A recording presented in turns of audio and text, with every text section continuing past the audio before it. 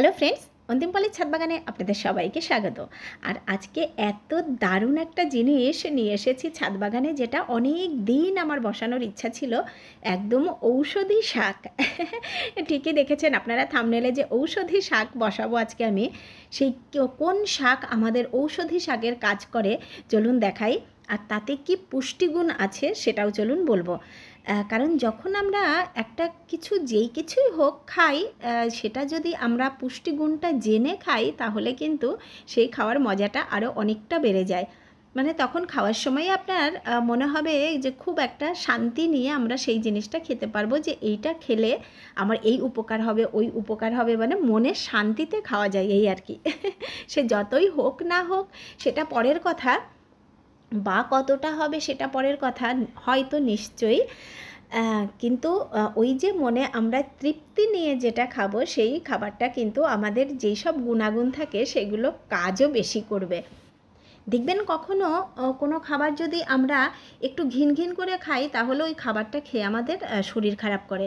এটা খুব সত্যি কথা। খাবারের সাথে কিন্তু আমাদের মনের বেশ অনেকটা পরিমাণেই একটা রিলেশান থাকে, মানে দুটো একদম রিলেটেড। যে কোনো হেলদি খাবার যদি আমরা খুব তৃপ্তি করে খাই, খাওয়ার পর দেখবেন খুব ভালো লাগে। আর একটু ঘিন ঘিন করে খেলেই কিন্তু ওই খাবারটাই আমাদের দেখবেন পরে খাওয়ার পরেই শরীর খারাপ লাগে। তো যেই শাকটা আমি নিয়ে এসেছি সেটা হচ্ছে একটু জলেই ভালো হবে, তো আমি এখানেই বসাবো। আর একদম ফ্রেশ পাত্রে বসাতে পারলেই ভালো হতো, তো এরকম জল জমে থাকা ফ্রেশ পাত্র আমার কাছে নেই, তো সেই জন্য আমি এটা বসাতে চলে এসেছি। এই যে কলমি শাকের পাশ দিয়ে কিন্তু বেশ অনেকটা জায়গা রয়েছে আর অনেকটা জলও রয়েছে। তো জল তো দিতেই হবে, মানে জল রেখে দিতে হবে জমাট এই শাকটা করতে গেলে। আর এই শাকটা হচ্ছে হেলেঞ্চা শাক। তো হেলেঞ্চা শাকের যে কত গুণ আছে সেটা আপনাদের আজকে বলবো। আর আমরাও কিন্তু ছোটোবেলা থেকে যখন বাড়িতে হেলেঞ্চা শাক হতো তখন খুব খাওয়ানোর জন্য চেষ্টা করতো আমার মা। তো বলতো না খেতে হবে, ভালো, এর অনেক গুণ। কিন্তু ছোটোবেলায় তো শাক পাতা কোনো বাচ্চারাই আমরা ভালোবাসি না, সে আমার বাচ্চারাও ভালোবাসে না এখন।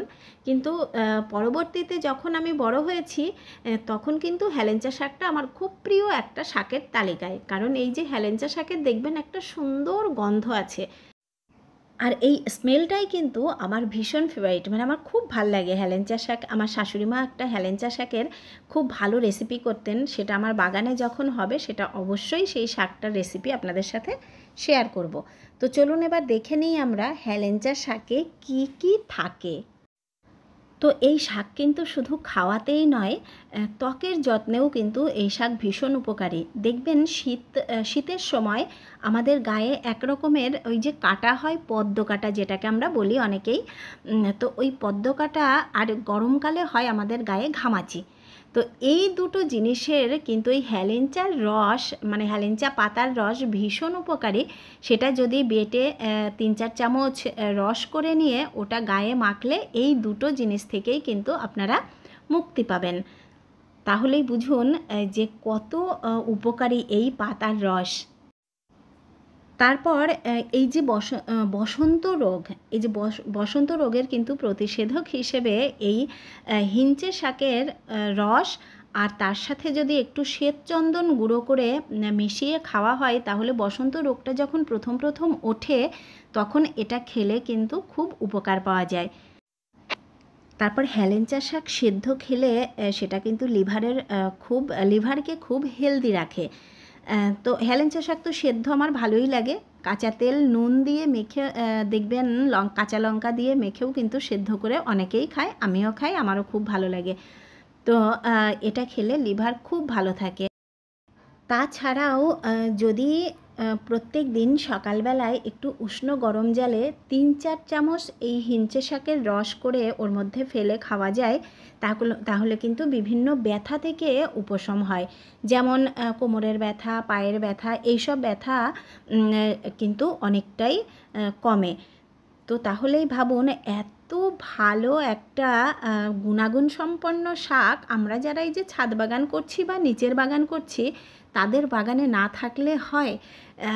এটা তো আমি অনেক দিন ধরে বসানোর চেষ্টা করছি। আসলে এটা আমি খেতেও ভীষণ ভালোবাসি। আর এর গুণাগুণ সম্পর্কে তো যেটা বললাম, এইটা জানার পরে আমিও কিন্তু এটা আরও বেশি ভালোবেসে খেতে পারবো।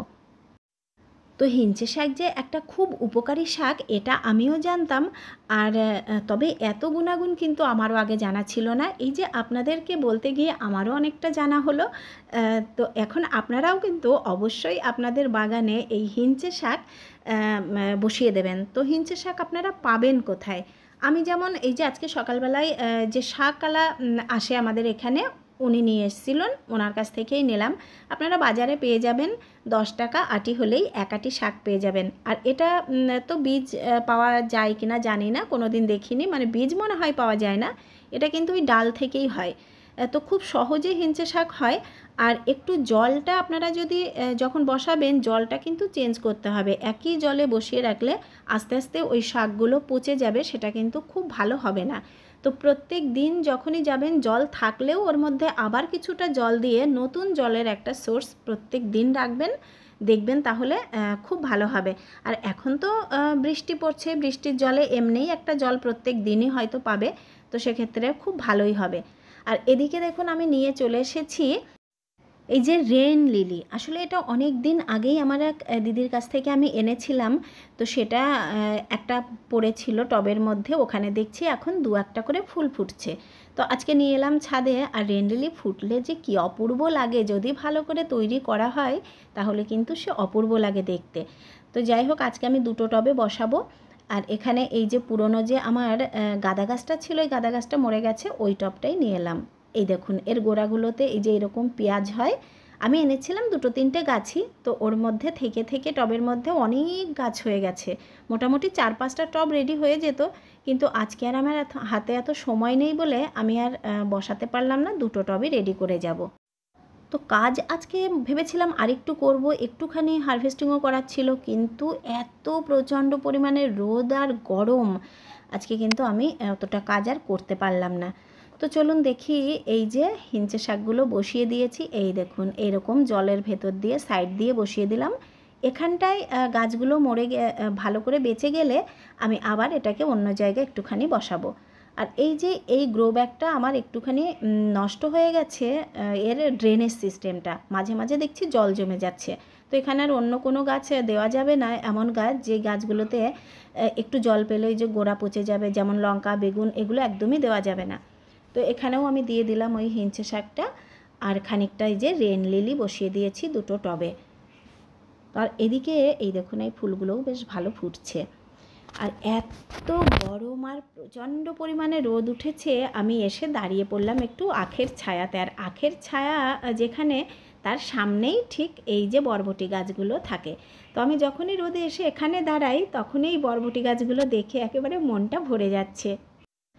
এত সুন্দর সবুজ হয়ে জায়গাটা রয়েছে, আমার মনে হচ্ছে যেন বরবটি দেওয়ার থেকে এটাই যেন বেশি আনন্দ দিয়ে যাচ্ছে। কারণ যখনই বরবটি দেওয়া শুরু হবে তখনই কিন্তু গাছটা একটুখানি ঝিমিয়ে পড়বে, আর এতটা সতেজ, এতটা সুন্দর থাকবে না, তখন গাছগুলোর বয়সও হয়ে যাবে। আর আমার এক বোন বলছিলে এই যে এখানে কটা ঝিঙে গাছ আছে। তো ঝিঙে গাছ আমি আজকে দেখলাম এখানে অনেকগুলোই রয়েছে, কিন্তু ঝিঙে ধরার মতো রয়েছে এই 3-4টে গাছ। তো বোঝা যাচ্ছে না এখন কোন গাছটায় ঝিঙে ধরছে আর কোন গাছটায় ধরছে না। কিছু তো রয়েছে একদমই সরু সরু, ওগুলোতে নিশ্চয়ই ধরছে না। এই যে মোটা হয়ে গেছে যে গাছগুলো, নিশ্চয়ই ওই গাছগুলোতেই ঝিঙে ধরছে। আর আজকেও দু একটা ঝিঙে তোলার মতোও ছিল, কিন্তু ওরে বাপরে বাপরে, এই যে মাঝে মাঝে প্রচণ্ড রোদ উঠছে আর সেই রোদের যা তাপ কি বলবো। আর মাঝে মাঝেই কিন্তু আবার ছায়া হচ্ছে, তখন মনে হচ্ছে আর একটু সময় থেকে যাই। আর এখানে দিয়েছিলাম এই যে পালং শাক, দেখুন পালং শাকগুলো কিন্তু খুব সুন্দর হয়ে উঠে গেছে। তো চলে এলাম আমি নিচে, আর এত রোদে আমি আর থাকতে পারলাম না। আর এখানে দেখুন ফুটেছে কি সুন্দর, এটা হচ্ছে অ্যাডেনিয়াম, একদম গোলাপের মতো হয়ে ফুটেছে। তো এটাকে যদি আরেকটু ভালো করে কেয়ার করা হতো হয়তো আরও কিছুটা ফুল পাওয়া যেত। কেয়ার কিন্তু সেরকম করা হয়নি, খাবারও সেরকম দেয়া হয়নি। যাই হোক, ও নিজের নিয়মেই কিছুটা ফুল দিয়ে যাচ্ছে, আর সব সময় কিন্তু 2-1টা করে ফুল পাই। আর এখানে আমি এই যে গাঁদার চারাগুলোও বসিয়ে দিয়েছি, আর এখানে কিছুটা এই যে ফুলও ফুটছে চারদিকে একটু একটু। তো আমি একদম ভিডিওটির শেষ পর্যায়ে চলে এসেছি, আর যারা এতক্ষণ দেখলেন তাদেরকে অসংখ্য ধন্যবাদ। ভালো লাগলে লাইক, কমেন্ট, শেয়ার করবেন, আর নতুন বন্ধুরা সাবস্ক্রাইব করবেন। তো আপনারা খুব ভালো থাকবেন, দেখা হবে নেক্সট ভিডিওতে। টাটা।